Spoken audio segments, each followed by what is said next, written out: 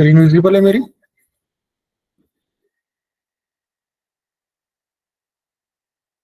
Yes sir. ठीक है, देखो अभी अपना पाइथन जाने जो बेसिक है और जो एडवांस पार्ट है वो कंप्लीट हो गया। अभी अपन जंप करेंगे लाइव प्रोजेक्ट पे।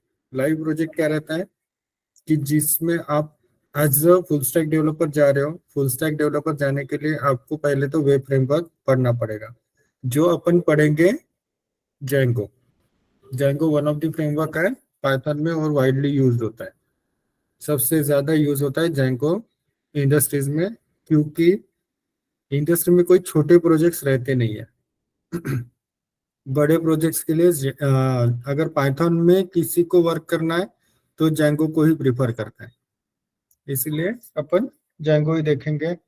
उसके बाद जेंगो में एक रेस्ट फ्रेमवर्क है, रेस्ट एपीआई एंड एपीआई बनाना, वो भी अपन देखेंगे। आकाश 2 बार कनेक्ट हो गए थे, ठीक है।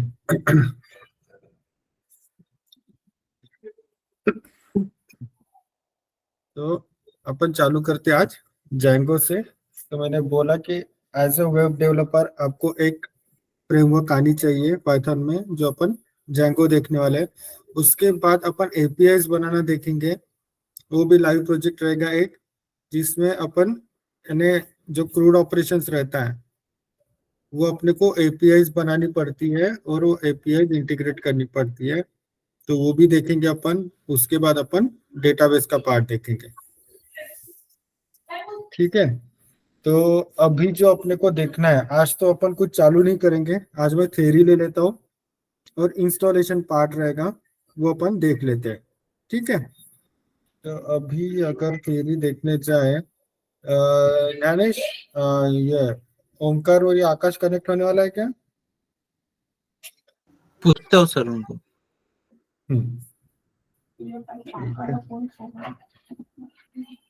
अरे पूनम नहीं आई क्या?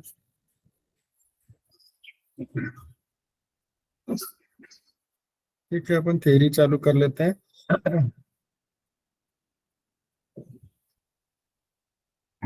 तो जाइगो क्या है?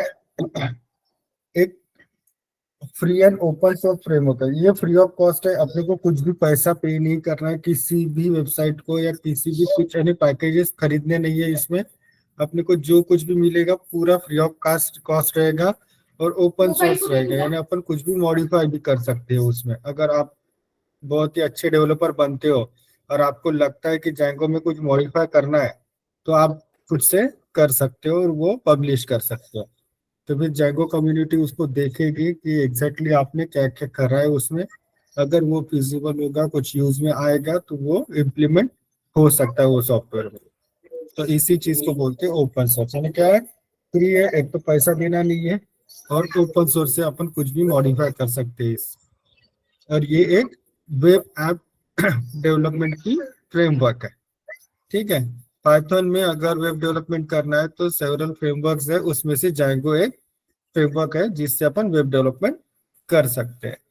उसके बाद अगर अपन देखने जाए तो ये जाएंगो यानी ये फ्रेमवर्क्स है पाइथन की। जो सबसे ज्यादा यूज करा जाता है वो जैंगो है, उसके बाद फ्लास्क, बाद में टोर्नेडो, बॉटल, फाल्कॉन और हग। ये ऐसे बहुत सारे फ्रेमवर्क्स हैं, पर जैंगो क्यों यूज करा जाता है? और जैंगो और फ्लास्क ये दोनों वाइडली यूज होता है, बट डिफरेंस क्या है उसमें कि जैंगो जो है वो बड़ी एप्लीकेशंस के लिए काम आता है। अगर आप किसी कंपनी में जाते हो, अगर छोटी कंपनी रही, अगर छोटे प्रोजेक्ट लेती है तो वो फ्लास्क में काम करेंगे, पर जरूरी नहीं वो फ्लास्क में ही काम करे, वो भी जैंगो में ही करेंगे, क्योंकि मोस्ट ऑफ द लोगों को जैंगो ही अच्छे से आता है। फ्लास्क ज्यादा डिफिकल्ट नहीं है, बट उसमें कोई पैटर्न फॉलो नहीं करा जाता। और जैंगो में एक पैटर्न फॉलो करा जाता है, उसको बोलते हैं। स्क्रीन विजिबल नहीं है? Yes sir. स्क्रीन तो मैंने शेयर कर हुआ है। हेमा, ज्ञानेश, स्क्रीन दिख नहीं रही क्या मेरी? दिख रही है सर। मैं फिर से शेयर करता विजिबल हूँ, है सर। फिर से शेयर करता हूँ।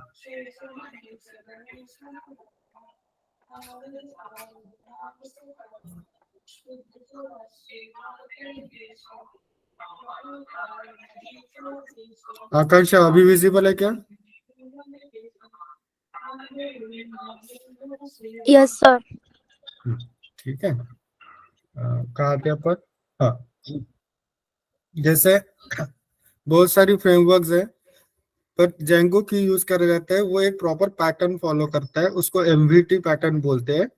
एमवीटी यानी मॉडल व्यू टेम्पलेट, जो जिसमें अपने को मॉडल में कुछ चीजें अलग है, व्यू में अलग है और टेम्पलेट में अलग है, वो आपको थोड़ी थोड़ी करके समझ जाएगा आगे में। तो ये सब बातें रहती है कि जेंगो को एक अलग तरह का दर्जा है पाइथन में। और क्लास अगर देखने जाए तो क्लास में छोटे छोटे प्रोजेक्ट होते हैं जिसमें ज्यादा लोड ना आए, ज्यादा यानी क्या बोलते हैं, ज्यादा बड़े प्रोजेक्ट नहीं, यानी यूजर्स कम हो, ये टाइप में प्रोजेक्ट जो बनते हैं वो क्लास में बनते हैं। पर क्लास बहुत कम कंपनियों में यूज करा जाता है। ये ठीक है।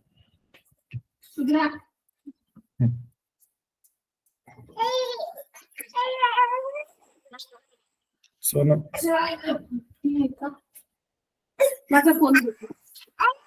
हाँ हाँ ठीक है।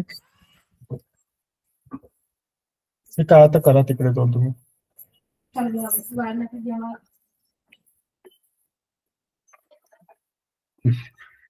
तो फ्लश भी यूज करा जाता है बट बहुत कम कंपनियों में, बट जहाँ पे छोटी प्रोजेक्ट्स बनते हैं वहीं पे। ठीक है, ये डिफरेंस है। बाकी के कोई ऐसे इम्पोर्टेंट नहीं है, ये सब कोई यूज नहीं करता है, बस दिया हुआ है कि इतने इतने परसेंट भी यूज होता है। वो किसी किसी कंपनियों में होता है जिनको कुछ अलग काम करना रहता है, वो वाले बाकी के फ्रेमवर्क्स यूज करते हैं। ठीक है। अभी अगर कंपनी देखने जाए तो जेंगो कौन कौन सी कंपनियों में यूज होता है, जैसे यूट्यूब है, इंस्टाग्राम है, स्पॉटिफाई है, ड्रॉप बॉक्स है, ऐसी बहुत सारी कंपनियां रहती है जिसमें जेंगो यूज कर रहे होता है। बहुत सारी, आप गूगल करके देखो आपको बहुत सारी लिस्ट मिल जाएगी। और अभी most of the companies Django पे यानी स्विच हो रही है, वैसे हो गई है मोस्टली। पर जेंगो क्यों, एक तो लेटेस्ट टेक्नोलॉजी है, उसके बाद फास्ट है, इंटीग्रेशन बहुत इजी है, ओपन सोर्स है, फ्री है, उसके बाद उसकी लाइब्रेरीज बहुत सारी अवेलेबल है, और जेंगो की कम्युनिटी बहुत स्ट्रांग है। जिसमें अपने को कुछ भी प्रॉब्लम आए तो आप किसी भी कम्युनिटी वेबसाइट पे डाल दो कि मेरे को ये प्रॉब्लम आया हुआ है, सो आप इसका आंसर कर सकते क्या, तो उसमें हजारों आपको रिप्लाईज मिल जाएंगे। So don't worry. आप अगर किसी कंपनी में लगते भी हो और वहां पे जाने के बाद आपको आप कहीं पे भी अटक जाते हो, तो आपने अगर वो यानी किसी भी अभी स्टैक ओवरफ्लो करके साइट अगर वहां पे डाल दिया कि मेरे को यहाँ यहाँ प्रॉब्लम आ रहा है, तो वो आप लोगों को जल्दी से जल्दी आंसर कर देंगे, उसका कोई टेंशन नहीं रहता है। ठीक है। उसके बाद फीचर्स क्या है, अभी बहुत सारे फ्रेमवर्क्स में अपने को एडमिन बनाना पड़ता है। एडमिन यानी जिससे अपना जो वेब ऐप है वो मैनेज कर सके अपन। तो यहाँ पे जेंगो ने पहले से ही एडमिन साइट बनाई हुई है। तो अपने को क्या करना है, अपना प्रोजेक्ट जब अपन बनाते हैं और एडमिन लॉगिन करते हैं, तो अपन अपना प्रोजेक्ट, अपनी मॉड्यूल, टेबल्स, यूजर्स वहां से मैनेज कर सकते हैं। मैं आपको बताऊंगा वो आगे में। ठीक है।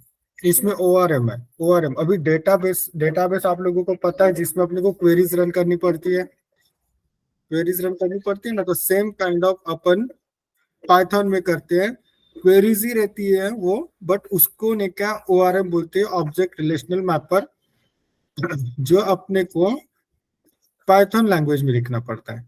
वो भी बहुत इजी है।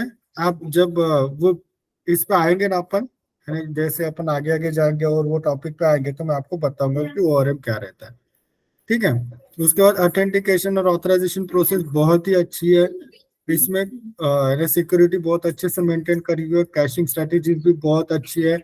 मैंने कैशिंग से, अगर किसी भी वेब फ्रेमवर्क की कैशिंग स्ट्रेटेजी अच्छी होती है तो आप समझ जाना कि वो वेबसाइट बहुत फास्ट है। क्यों?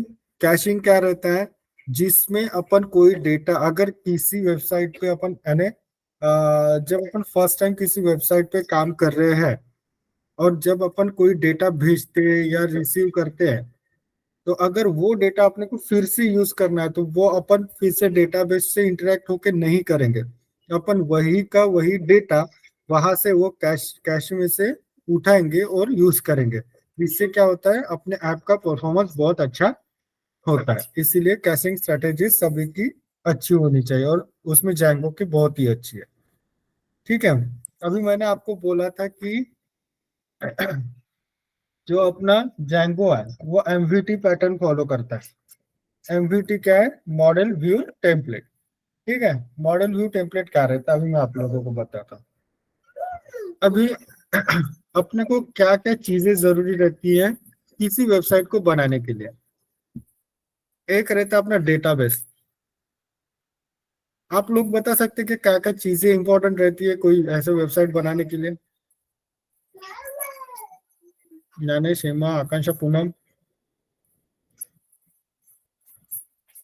Front end back end. Front end, back end और डेटाबेस, ये तीन चीजें बहुत इंपॉर्टेंट रहती है।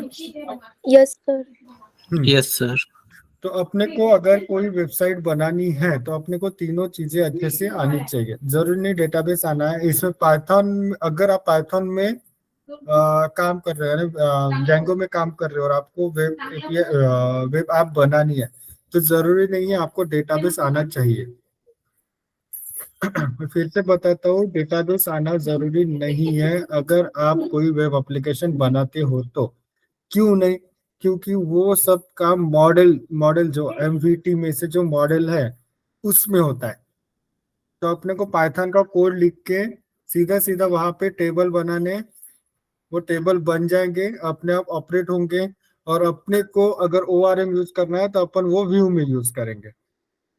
वो काइंड ऑफ मॉडल काम करता है। यानी मॉडल में क्या हो रहा है, डेटाबेस टेबल की information, database table create, delete, update, जो कुछ भी अपने को ऑपरेशंस परफॉर्म करने रहते हैं डेटाबेस पे, डेटाबेस टेबल पे, वो सब कहाँ होते हैं? मॉडल में। ठीक है, तो यहाँ पे क्या, a model is a single definitive source of information about your data। यानी ये मॉडल की जो फाइल है उसमें अपने अपना जो डेटाबेस है उसमें जो टेबल्स है उसमें जो फील्ड्स है उसके बारे में पूरी की पूरी इंफॉर्मेशन रहती है। और अपन टेबल वहीं पे ही बना सकते हैं, उसको मॉडिफाई भी कर सकते हैं, अपन डिलीट भी कर सकते हैं। किसी टेबल को करना है, किसी यानी फील्ड को डिलीट करना है वो भी कर सकते हैं, किसी फील्ड को अपडेट करना है वो भी कर सकते हैं। ठीक है, तो ये हो गया मॉडल। उसके बाद अपना व्यू। व्यू क्या रहता है, जिसमें अपने को पूरी बैकएंड की प्रोग्रामिंग लिखनी रहती है। असल मॉडल में भी अपन बैकएंड की प्रोग्रामिंग लिखते हैं, बट व्यू क्या है, जिसमें बिजनेस लॉजिक लिखते हैं। बिजनेस लॉजिक क्या रहता है? बिजनेस लॉजिक क्या रहता है कि जिसमें अपन अपना जो अपन कहीं पे अगर कोई ऑपरेशन परफॉर्म करने जाए तो वो वहां पे क्लिक करने के बाद या कुछ करने के बाद कैसा काम करेगा, वो अपने को कहाँ डालना रहता है? व्यू में कोड करना रहता है। तो उसको बोलते हैं बिजनेस लॉजिक। ठीक है, तो व्यू क्या करता है, हैंडल करना है, वो बिजनेस लॉजिक हैंडल करता है। जहां पे अपने को वो कोड लिखना रहता है जिससे अपने प्रोजेक्ट में ऑपरेशंस परफॉर्म हो। ठीक है, तो क्या है, व्यूज आर पाइथन फंक्शंस और classes that receive a web request and return a web response. ये मैं आपको टेम्पलेट होने के बाद बताऊंगा कि ये कैसा काम करता है। ठीक है, अभी टेम्पलेट क्या रहता है? टेम्पलेट रहता है HTML पार्ट, जिसमें अपने को HTML डिजाइन करना रहता है। यानी अपना वेब पेज का जो फ्रंट एंड रहता है वो डिजाइन करना रहता है। उसमें रहता है HTML, CSS, जावास्क्रिप्ट, रिएक्ट, ये सब बातें रहती है। तो ये आपका बाद में हो जाएगा। मैं आपका बैकएंड पूरा कवर करने वाला हूँ और जितना अपने प्रोजेक्ट के लिए जरूरी है उतना HTML, CSS, जावास्क्रिप्ट का पार्ट लूंगा। ठीक है, तो टेम्पलेट में क्या हो रहा है, अपने इसका फ्रंट एंड डिजाइन होता है, ये याद रखना। तो यहाँ पे क्या दिया हुआ है, template is a text document or a Python string markup using the Django template language. Django template language यानी HTML की ही लैंग्वेज रहती है, बट इसमें अपने को कुछ कुछ पाइथन का कोड लिखना रहता है। यानी अगर HTML में अपन कुछ Django की कोडिंग करते हैं तो उसको Django टेम्पलेट लैंग्वेज बोलते हैं, इतना याद रखना, ठीक है। तो वो आपको बाद में समझ में आ जाएगा, जब वो पॉइंट पे आएंगे तो मैं आपको बता दूंगा कि ये ऐसा ऐसा रहता है, ठीक है। तो ये हो गया MVT। अभी ये वर्क कैसे करता है, अभी एक सेकेंड ना मेरे को,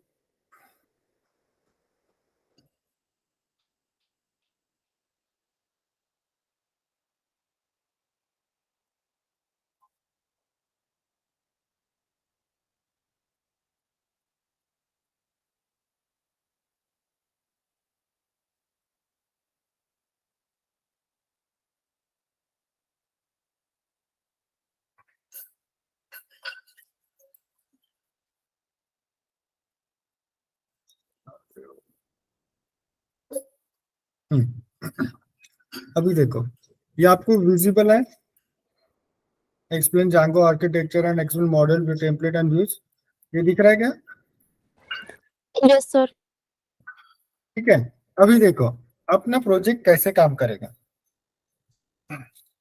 अभी एक आपको बताता हूँ, एक चीज रहती है जिसको MVC बोलते हैं, ठीक है। यानी बेसिकली ज्यादातर एप्लीकेशन MVC पैटर्न पे वर्क करते हैं। MVC क्या है? मॉडल, व्यू और कंट्रोलर, ठीक है। बट जो Django है वो MVT पैटर्न फॉलो करता है, जिसमें मॉडल, व्यू, टेम्पलेट रहता है। दोनों डिफरेंट है, ठीक है। कैसे डिफरेंट है? मॉडल मॉडल दोनों जगह सेम है, बट व्यू जो पार्ट है वो व्यू दोनों में अलग है, क्योंकि जो MVC में कंट्रोलर वाला पार्ट है वो अपने इसमें व्यू वाला पार्ट है, और जो टेम्पलेट वाला पार्ट है वो अलग है। और उसमें व्यू जो है MVC में वो व्यू यानी टेम्पलेट है। ये थोड़ा कंफ्यूजिंग है, तो आप बस इतना याद रखना। अगर आपको किसी ने पूछा आगे में कि MVT और MVC में डिफरेंस क्या है, तो आपको बताना आना चाहिए कि MVT मॉडल व्यू टेम्पलेट है और MVC मॉडल व्यू कंट्रोलर है। ये बस इतना याद रखो, आगे में मैं बताता हूँ आप लोगों को। अभी अपने को देखना है Django का आर्किटेक्चर। Django का आर्किटेक्चर क्या रहता है? Django का आर्किटेक्चर देखने जाए तो इसमें मॉडल, व्यू, टेम्पलेट रहता है, ये मैंने आप लोगों को बताया हुआ है, ठीक है। तो ये देखो यहाँ पे ये जो सेकेंड लाइन है ये आप देखो, it is based on MVC architecture but it slightly different from MVC pattern as it maintains its own conventions, so the controller is handled by the framework itself. अभी कंट्रोलर क्या रहता है? Controller वो बात रहती है कि जो अपने रिक्वेस्ट और रिस्पॉन्स के बीच में काम करे। रिक्वेस्ट कौन करता है? यूजर रिक्वेस्ट करेगा। रिस्पॉन्स कौन देगा? अपन देंगे। यानी क्लाइंट साइड और सर्वर साइड पकड़े तो रिक्वेस्ट कौन भेजेगा? क्लाइंट भेजेगा, और सर्वर जो है वो रिस्पॉन्स भेजेगा, और उसके बीच में जो काम करेगा वो रहता है कंट्रोलर। बट वो MVC में हो गया। अभी जो पाइथन में है यानी Django में है, वो कंट्रोलर का जो पार्ट रहता है वो मैनेज करा जाता है Django खुद। यानी उसमें कोई कंट्रोलर करके कोई फाइल नहीं है, वो Django खुद अपने आप हैंडल कर लेता है रिक्वेस्ट और रिस्पॉन्स को। तो उसके लिए कुछ अलग फाइल्स बनी हुए हैं, कुछ मिडलवेयर यूज करे रहते हैं सेटिंग्स की फाइल में, वो आप लोगों का आगे में आएगा। सो आप बस इतना याद रखो कि MVC पैटर्न में कंट्रोलर स्पेशली बनाया हुआ रहता है, बनाना पड़ता है, जिसमें अपन रिक्वेस्ट और रिस्पॉन्स को मैनेज कर सके। बट इन Django वो कंट्रोलर का पार्ट कंप्लीटली अपना Django हैंडल करता है, ठीक है। ये हो गया अपना यानी MVC और MVT कैसे वर्क करता है उसके बारे में। मैंने आप लोगों को मॉडल, व्यू और टेम्पलेट के बारे में बता दिया है। उसके बाद अपना जो स्ट्रक्चर रहता है वो कैसे रहता है वो देखते हैं, ठीक है। सोनू हिला बोला ना थोड़ा। चल कपडे धुवायला तू जुना पहिली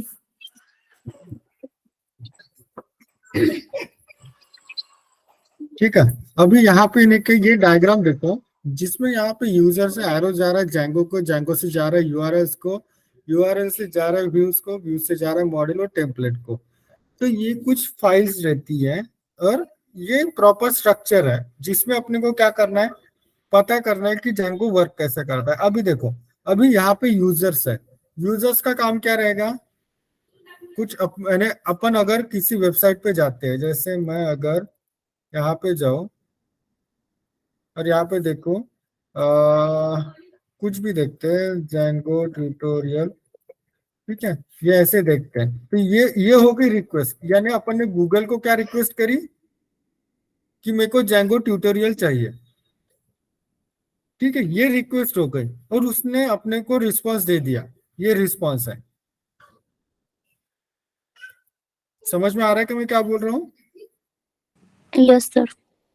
रिक्वेस्ट क्या हुई, जो अपन वेब ब्राउजर पे कर रहे हैं, यानी मेरे को ये डेटा चाहिए। अभी मैंने जेंगो ट्यूटोरियल वहां पे डाल दिया, जेंगो ट्यूटोरियल डाल दिया, तो वो रिक्वेस्ट हो गई और रिस्पांस में अपने को क्या मिला, ये वाला पेज। तो ये पेज, ये रिक्वेस्ट से रिस्पांस के बीच में बहुत कुछ चीजें होती है जो अपने को बनानी है। क्लियर है? Yes, sir. तो यहाँ पे देखो, अभी यूजर अगर कोई रिक्वेस्ट करता है तो जेंगो जो खुद कंट्रोलर है वो वहां पे वो रिक्वेस्ट को हैंडल करता है, और वो रिक्वेस्ट को हैंडल करने के बाद वो चेक करता है कि उसकी कोई यूआरएल है या नहीं है। तो उसकी यूआरएल चेक करने के लिए क्या करेगा, वो urls.py फाइल में जाएगा। वो urls.py फाइल में जाने के बाद ये urls.py फाइल में चेक करेगा कि वो यूआरएल है या नहीं। अगर वो यूआरएल प्रेजेंट है, अभी यूआरएल क्या है, ये वाली यूआरएल है, जो दिख रहा है ना एड्रेस बार, यहाँ पे ये एड्रेस बार में दिख रहा है ना, अभी google.com मैं यहाँ पे डाल रहा हूँ, ये यूआरएल है, इसको यूआरएल, अगर ये वाली यूआरएल अपनी urls.py फाइल में प्रेजेंट है तो वो उसके अकॉर्डिंग व्यू देखेगा, क्योंकि अपने यूआरएल में पहले से ही, यानी जो अपन व्यू में प्रोग्राम करते हैं वो यूआरएल में मैप रहता है, वो यहाँ पे मैप करेगा यूआरएल में कि मेरे पास ये वाले यूआरएल का व्यू है क्या नहीं। अगर वो व्यू प्रेजेंट है तो वो यहाँ पे आएगा, और यहाँ पे व्यू आने के बाद वो मॉडल और टेम्पलेट में जाएगा, यानी वो लिंक करेगा कि ये वाले मॉडल में वो टेबल है क्या और ये टेम्पलेट में वो वेब पेज है क्या, यानी वो टेम्पलेट प्रेजेंट है क्या। अगर ये दोनों प्रेजेंट है तो वो अपने को यहाँ से रिस्पॉन्स भेज के यूजर को दे देगा।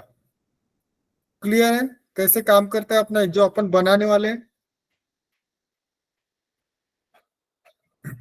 Hema, Nanesh, Akanksha, Poonam, yes sir. Yes, sir. कोई प्रॉब्लम है इसमें?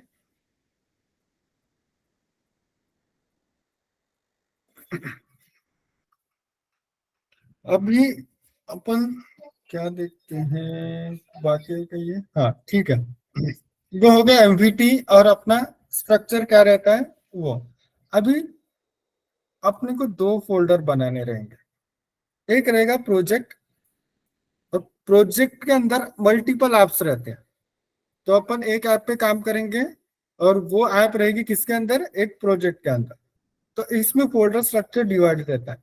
और जेंगो में एक बात आप याद रखना कि जो भी अपने फाइल्स का नाम है वो वैसे की वैसे ही रहेगा, यानी views.py है वो views.py ही रहेगा, किसी अगर models.py वो models.py ही रहेगा, ये चेंज नहीं होते, ये बिल्कुल भी चेंज नहीं होते। इसलिए मैंने आप लोगों को एक पॉइंट बताया था कि जेंगो में कन्वेंशन पहले से ही बनाए हुए हैं जो अपने को फॉलो करने रहते हैं।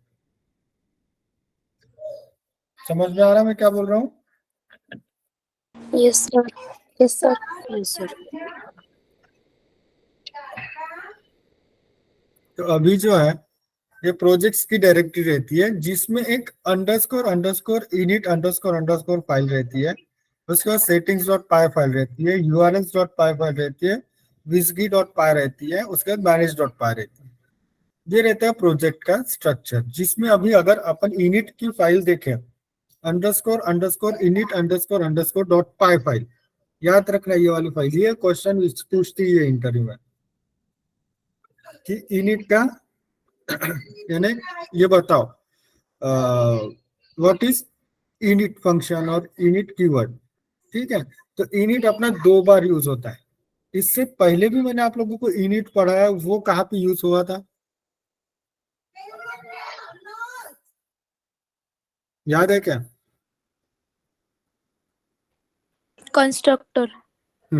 कंस्ट्रक्टर था वो, जो इनिट था वो कंस्ट्रक्टर था।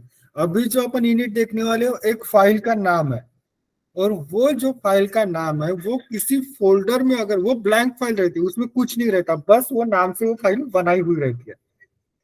ठीक है, बट वो जो अगर फाइल किसी फोल्डर में प्रेजेंट रहती है तो जो जैंगो है, जो पाइथन है, वो कंसिडर कर लेता है कि वो जो फोल्डर है वो पैकेज है करके। क्या बोल रहा हूं मैं यहाँ पे आप लोगों को, this is an empty file as you can see below in the image नहीं है, यहाँ पे हटा देता है। The function of this file is to tell the Python interpreter that this directory is a package, and involvement of this file in it makes it as a Python project। यानी ये क्या बोल रहा है कि जब भी ये फाइल किसी फोल्डर में प्रेजेंट रहेगी तो पाइथन इंटरप्रेटर कंसीडर कर लेगा कि वो फोल्डर पैकेज है करके। ठीक है, उसके बाद settings dot file. Settings dot file में अपने प्रोजेक्ट की कंप्लीट सेटिंग रहती है, उसमें मिडलवेयर प्रेजेंट रहते हैं, अपना डेटाबेस के इंफॉर्मेशन रहता है, अपने एप्स कौन से हैं, अपने सेशंस, अपने सिग्नल, सब कुछ उसमें प्रेजेंट रहता है। तो ये सेटिंग्स डॉट पाई फाइल में क्या है, तो अपने पूरे प्रोजेक्ट का कॉन्फ़िगरेशन रहता है। It contains the Django project configuration. The settings.py is the most important and it is used for adding all the applications and middleware's application। अभी अपन एक प्रोजेक्ट में मल्टीपल एप्लीकेशंस बना सकती है, मैंने आप लोगों को बोला था। तो वो एप्लीकेशंस को अपने को रजिस्टर करना रहता है, वो कहाँ पे करना रहता है, settings.py फाइल में। यानी अपने को वहां पे डिफाइन करना है कि ये एप्लीकेशंस मैंने बनाई हुई है, सो वो पाइथन को बता देगा कि ये एप्लीकेशंस यूज करनी है अपने को। ठीक है, this is the main setting file of Django project. This contains several variable names and if you change the value your application will work accordingly। it contains SQLite as the default database। अभी Python में default database, Django में एक default database रहता है, उसको SQLite बोलते हैं। पर अपने को SQLite नहीं देखना है, अपने को Postgres देखना है, तो उसका कॉन्फ़िगरेशन अपने को करना रहता है, उसकी सेटिंग अपने को settings.py फाइल में करनी रहती है, वो अपन बाद में देखेंगे। बट इंटरव्यूअर ने आप लोगों को पूछा कि डिफॉल्ट डेटाबेस कौन सा है, तो याद रखना वो क्या रहता है, SQLite 3। ठीक है, it contains some pre installed app and middleware that are there to provide basic functionality. वो बेसिक फंक्शनलिटी प्रोवाइड करने के लिए अपने पास मिडलवेयर और प्री इंस्टॉल्ड ऐप रहते हैं, पैकेजेस भी पहले से ही रहते हैं, अपने को बस इंपोर्ट करना रहता है। ठीक है, उसके बाद urls.py फाइल। urls.py फाइल क्या रहती है, URL का फुल फॉर्म है यूनिवर्सल रिसोर्स लोकेटर। यानी इससे क्या होता है, जो भी अपन यहाँ पे डालेंगे, ये जो URL अपन ने डाली हुई है, इससे अपने को पता चल जाएगा कि कौन से अपने व्यू को मैप करना। ठीक है, it contains all the and points. And point क्यों बोला है, क्योंकि ये सबसे लास्ट वाला पॉइंट रहता है अपने डेवलपमेंट का। शुरू वहां से होता है जब यूजर रिक्वेस्ट करता है, बट अपन जब डेवलपमेंट करते हैं तो सबसे लास्ट वाला पॉइंट वही रहता है कि अपने को ये वाले चीज से सब अपना आना चाहिए करके। तो अपन पहले जो सब डिजाइन करते हैं और बाद में जाके यहाँ पे लिंक कर देते हैं, ऐसे यानी समझ लेना कि ये URL का काम रहता है। ठीक है, it contains all the end points that we should have for our website. It is used to provide you the address of the resources like images, web pages, websites, etc. that are present out there on the internet। ठीक है, in simpler words this file tells Django that if a user comes with this URL, direct them to the particular website or image whatsoever it is. ठीक है, यानी मैंने बताया था ना, वो यूआरएल से अपने को लेके जाएगा वो व्यू में या कहीं पे, फिर वो व्यू में या कहीं पे लेके जा रहा है, ये तो बैकएंड का पार्ट होगा। बट किसी यूजर को क्या दिखेगा, वहां पे वेब पेज दिखेगा, है ना। तो अपने को सिर्फ उसी को वो दिखाना है, उसके लिए अपने को पूरा कोड करना है। ठीक है, उसके बाद है अपना विजगी। ये विजगी कुछ नहीं रहता है, इस पे अपने को कुछ नहीं करना रहता है, ये सिर्फ एक गेटवे है जिसमें अपने रिक्वेस्ट और रिस्पॉन्स जो है वो प्रोसेस की जाती है, बाकी इसमें कुछ नहीं है। और इसमें कुछ करना नहीं रहता, ये फाइल जैसे कि वैसे ही रहने देनी रहती है। उसके बाद manage.py, ये एक कमांड लाइन यूटिलिटी। अपन जब भी कोई कमांड चलाएंगे तो उसमें पाइथन manage.py रन सर्वर करके ऐसे कमांड्स रहेंगे, जिसमें manage.py कमांड लाइन यूटिलिटी का काम करता है। और ये मेन फाइल है जिसमें डिप्लॉइंग, डिबगिंग और रनिंग होती है अपनी वेब एप्लीकेशन की। ठीक है, उसके बाद एप्लीकेशन में भी इनिट फाइल रहेगी, underscore underscore init underscore underscore file रहेगी। तो क्या है, ब्लैंक फाइल रहती है, बट जिस भी फोल्डर में प्रेजेंट रहती है तो पाइथन इंटरप्रेट कर लेता है कि ये वाला पैकेज है। ठीक है, उसके बाद admin.py, यहाँ पे अपने को अपनी जो मॉडल्स, अपन जो टेबल्स बनाएंगे वो रजिस्टर करने रहते हैं, वो अपन बाद में देखेंगे। उसके बाद एप्स में क्या है, ये हो गया। एप्स में क्या, अपने को कुछ ऐसा नहीं रहता, बट अपने एप्लीकेशन की कॉन्फ़िगरेशन रहती है, तो उस पे भी अपने को कुछ काम नहीं करना रहता है, बट थोड़ा बहुत करना रहेगा, बट वो अपन दूसरी जगह पे भी करे तो चलता है, मैं आपको बताऊंगा। ठीक है, मॉडल्स.py, मैंने मॉडल्स के बारे में आप लोगों को बताया पहले कि जिसमें अपने टेबल की, अपने डेटाबेस की इंफॉर्मेशन रहती है, जिसमें टेबल बनाए जाते हैं, जिसमें अपडेट करे जाते हैं, जिससे अपन टेबल डिलीट कर सकते हैं, फील्ड्स डिलीट कर सकते हैं, फील्ड्स अपडेट कर सकते हैं, कुछ भी कर सकते हैं। ठीक है, उसके बाद व्यूज.py के भी बारे में मैंने पता है। ये एक बिजनेस लॉजिक लिखने के लिए फाइल यूज होती है, जिसमें अपने को अपने प्रोजेक्ट का लॉजिक लिखना रहेगा। ठीक है, और यहाँ से ही यूआरएल यूआरएल से ये वाले फाइल में जो अपन लॉजिक लिखेंगे वो मैप होगा, और यहाँ से कौन से मॉडल और कौन से टेम्पलेट को यूज करना है वो भी लिखा हुआ रहेगा, वो अपन देखेंगे बाद में। इसमें भी यूआरएल की फाइल बनानी पड़ती है, कभी भी यूआरएल की फाइल एप्लीकेशन फोल्डर में नहीं रहती है वो, क्योंकि जब अपन कोई प्रोजेक्ट स्टार्ट करने जाते हैं तो पाइथन को इतना पता है कि मैंने अगर एक यूआरएल की फाइल प्रोजेक्ट में ही दे दी और वहीं पे सभी यूआरएल्स अगर मैप करे तो वो भी काम हो सकता है, बट अपने को वैसा नहीं करना रहता, क्योंकि अपन जब कोई प्रोजेक्ट बनाने जाए उसमें मुझे आप बोल सकते हैं कि 50, 100, 150 इतने ऐप्स होंगे। तो इतनी ऐप्स की अगर यूआरएल, एक ऐप में कम से कम 10 यूआरएल यूज हो रही है, ऐसा पकड़ के चलो, और 100 आपके इसमें ऐप बनी हुई है, तो 1000 यूआरएल आप एक ही फोल्डर में, एक ही फाइल में लिखोगे क्या? नहीं लिखोगे ना, अपने को तकलीफ होगी उससे कि कैसे आने, और लोड बढ़ेगा अपने ऐप पे। तो अपन क्या करेंगे, हर एक ऐप में एक एक यूआरएल की फाइल बनाएंगे, और वो ऐप का जो लिंक है वो अपन प्रोजेक्ट वाली यूआरएल की फाइल में डाल देंगे। तो ये भी आपको आगे में आएगा। तो आप एक याद रखना है कि urls.py फाइल अपने को हर एक एप्लीकेशन में बनानी पड़ती है। ठीक है, और यूआरएल्स का मैंने आप लोगों को यूज पहले ही बता दिया है। इसके बाद टेस्ट, यहाँ पे टेस्ट केसेस लिखने रहती है, तो ये टेस्टिंग वाला पार्ट रहता है। तो अभी तक के पोर्शन में किसी को कोई प्रॉब्लम है? No sir. जो थ्योरी पार्ट था अभी तक का, सुनो,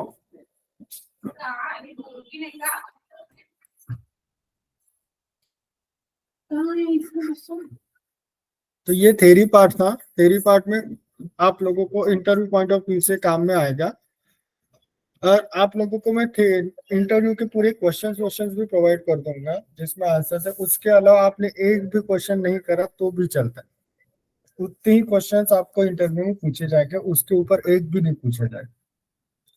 ठीक है। Yes, sir. अभी किसी को कुछ फिर से समझाना है?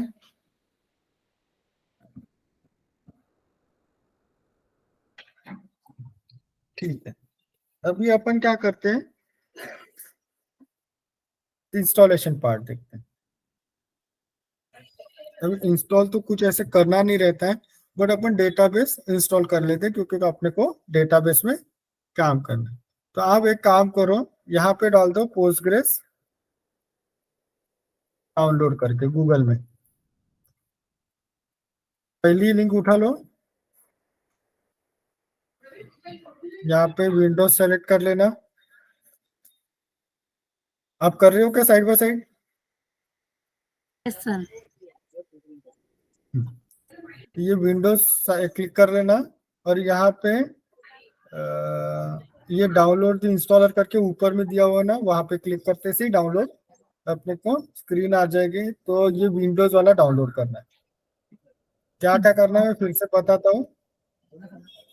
पहले तो गूगल कर लो पोस्टग्रेस डाउनलोड करके। ये करने के बाद मेरे को बताओ कि पोस्टग्रेस एसक्यूएल, ये मैं इसमें डाल देता हूँ चैट में।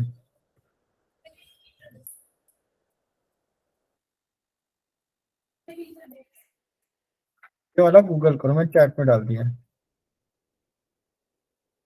उसके बाद पहली ही लिंक पे क्लिक करो।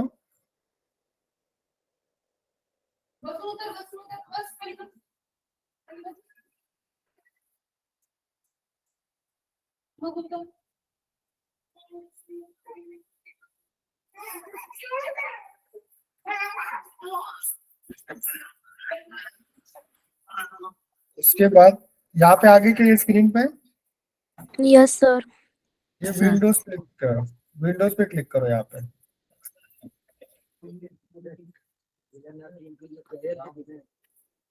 वहां पे क्लिक करने के बाद ये डाउनलोड द इंस्टॉलर है ना, वहां पे क्लिक करना। उसके बाद जो भी लेटेस्ट वर्जन है उसकी ये विंडोज वाले कॉलम में जाना और वहां पे डाउनलोड करे तो डाउनलोड के लिए आ जाएगा। वहां पे ये ऊपर में डाउनलोड चालू हो गया। बड़ी फाइल है, होने दो।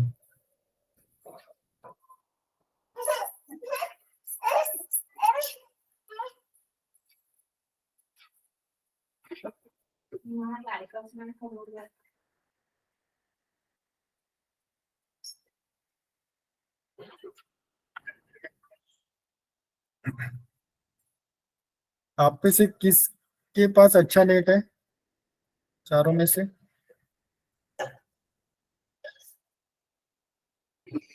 मेरा तो हो भी गया होगा मेरे ख्याल से डाउनलोड, क्योंकि 350 MB का डाउनलोड है। जिसका हो गया होगा उसकी स्क्रीन पे अपन डाउनलोड करके देखें, इंस्टॉल करके देखें। मेरे से पहले से ही है।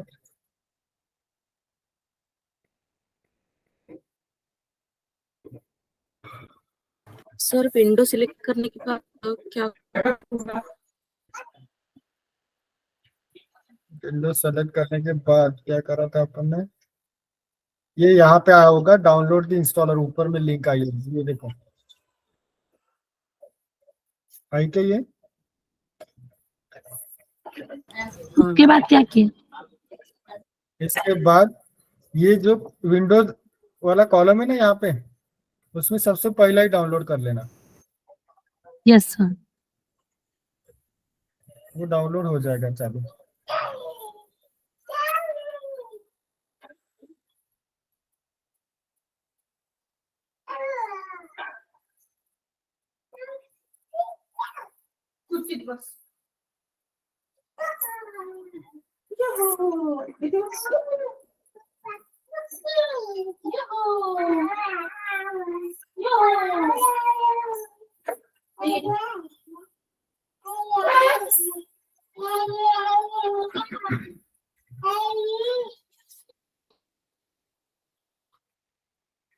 होगा डाउनलोड चालू। Yes sir process.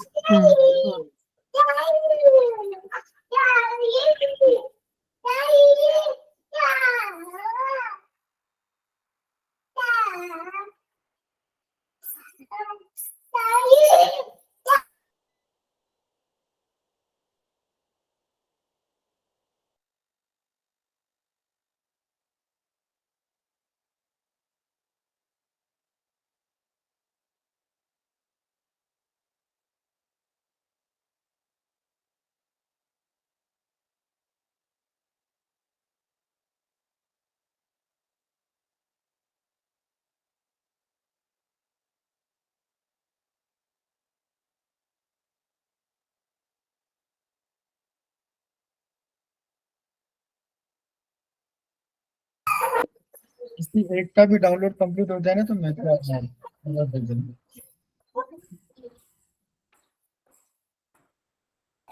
Yes sir, हो गया मेरा। तुम स्क्रीन शेयर करो।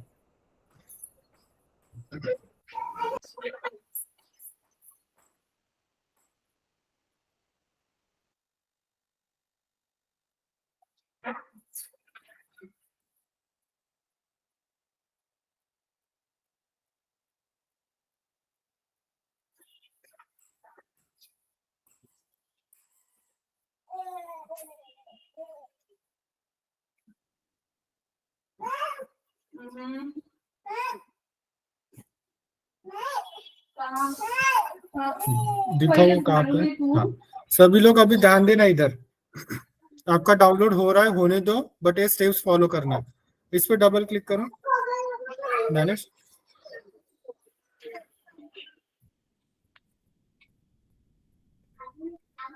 सर नहीं हो रहा डबल क्लिक। ओके, तो वो फोल्डर में ओपन करो।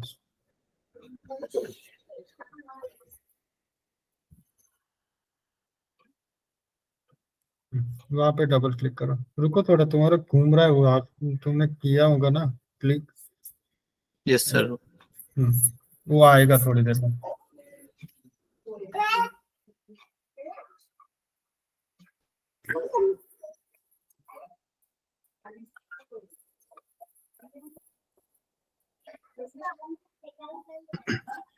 बाकी तीनों देखो ये क्या कर रहा है करके।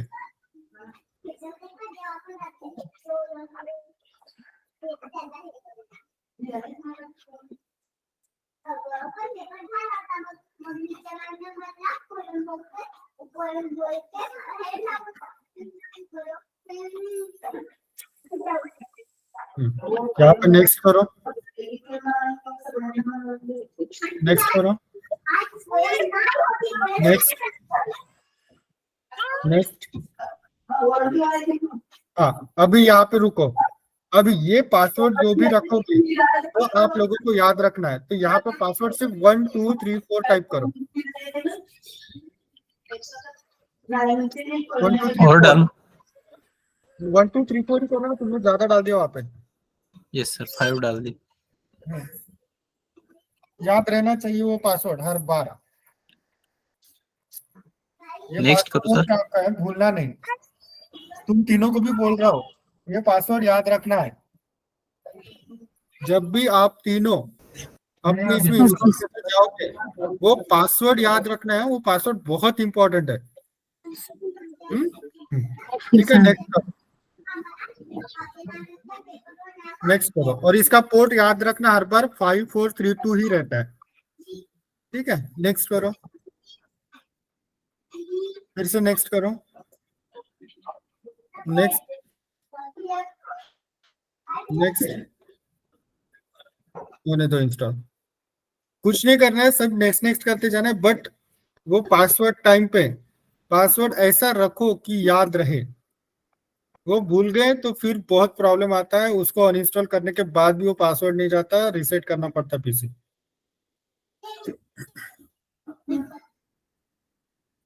होने दो इसको इंस्टॉल।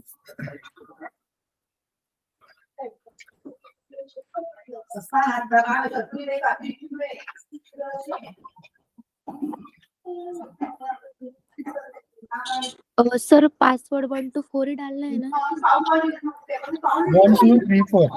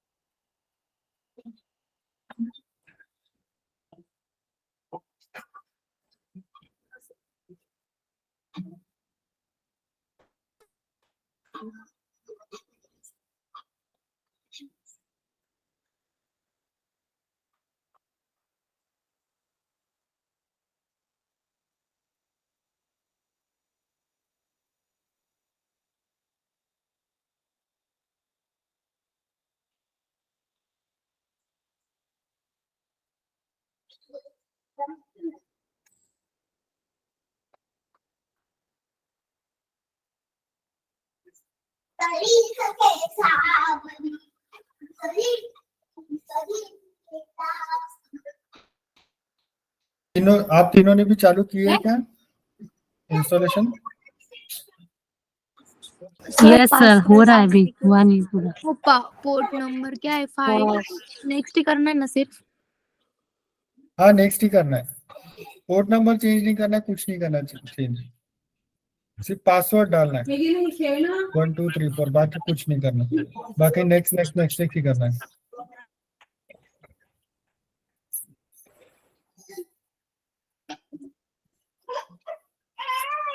मला नको सांगू तू कशी पडली. हो मी तुला जीवाला बघा. आणि तू काय ओरडत आहे बघ. काय काय काय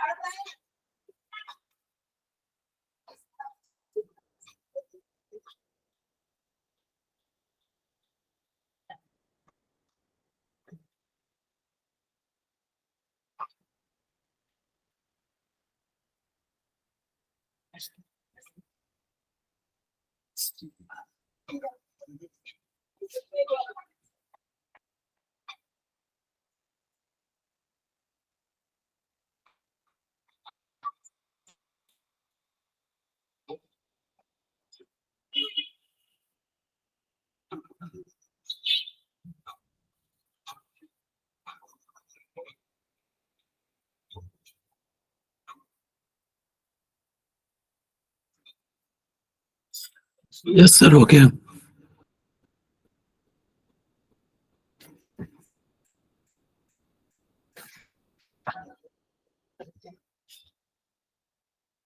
फिनिश कर दो ना उसको, ये कैंसिल कर दो। Yes. हो गया ठीक है, सर। वो हो गया डाउनलोड और इंस्टॉल। बाकी सबका हुआ क्या? थोड़ा बाकी है सर। जेवढी जागा ये यहाँ पे नीचे में क्या है? ये इंस्टॉलेशन वाला क्या है लास्ट में? गौरी जेवढी जागा नैनेश, यस सर। ये लास्ट में क्या आया हुआ है? क्रोम के साइड में देखो, नहीं सर, वो बाबा ये डबल हाँ। डबल ओपन किया हाँ, था ना। ये कैंसिल, तुमने बहुत बार क्लिक करा था ना इसलिए आया वो। कैंसिल ही करना सभी है, अभी फिर से इंस्टॉल मत आई करना। Yes sir. आई एस एस वो बाबा do you want to I बाबा यू यस वांट टू करो। अबॉर्ट द कैंसिलेशन, एस करना पड़ेगा ना। Yes, sir. मामा मामा इसको ओपन अभी मत करना है, कुछ भी जरूरत नहीं है उसको ओपन, अपने को कल भी नहीं करना रहेगा। बट अपन डायरेक्टली पोस्टग्रेस पे काम करने वाले हैं जैंगो के साथ, इसलिए मैंने इंस्टॉल कराया आप लोगों को, क्योंकि आगे भी करना भी है। और आज के थ्योरी के क्लास के साथ अपना ये पार्ट हो जाता है, इसलिए मैं ये आज के दिन ही कराता हूँ।